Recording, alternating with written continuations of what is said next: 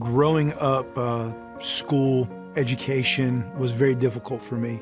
Middle school, high school years, I just struggled. I struggled all the time. I struggled with dyslexia. I struggled with just comprehending what I read.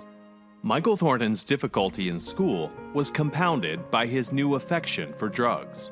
When I was 17, 18 years old, I started doing, drugs and hanging out with the wrong crowd, which did not help any part of my brain, my mental capacity to think, to learn.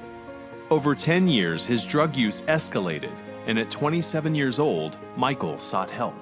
I was at the end of my rope. I was homeless. I was addicted to crack cocaine for over 10 years, and I knew I needed a change. His father checked him into a faith-based rehab facility, and change came quickly. I remember feeling Jesus all around me and him just speaking to me. And for the first time in my life, I heard his voice. He said, "I love you." That hooked me.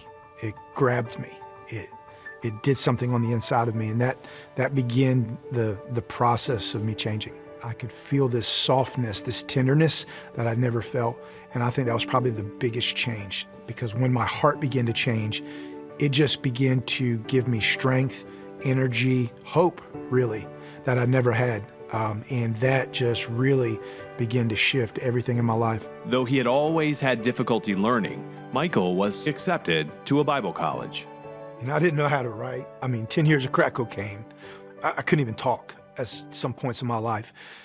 And so I was overwhelmed. I was overwhelmed because I was so excited and happy that they took me in. 2 years into my program there, I was going to go for 4 years, but 2 years in, God began to speak to me and was basically saying, "I'm calling you to Regent."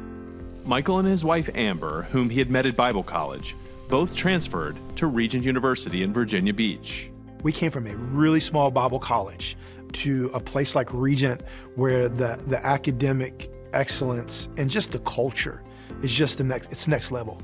Over time, I began to realize that God had a brilliant plan in me going into education and higher education.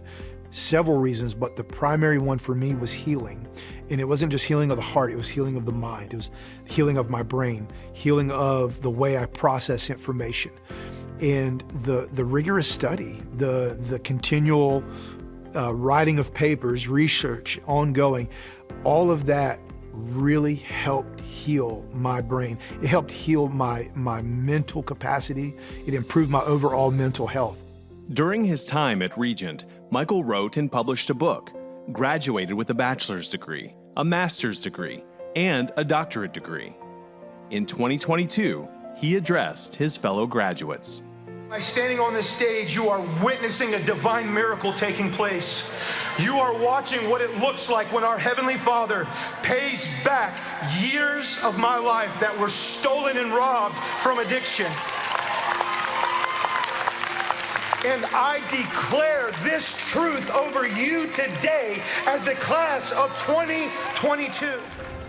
Today, Michael is the director of a school, the Garden Greenville, and a senior associate pastor at his church. Opportunities that wouldn't be possible without God's guidance and the right direction.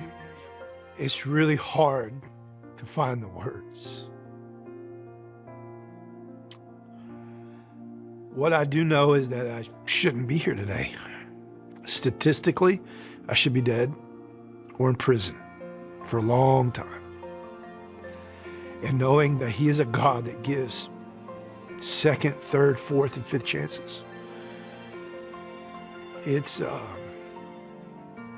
unbelievable. It's what shoots me out of bed every morning.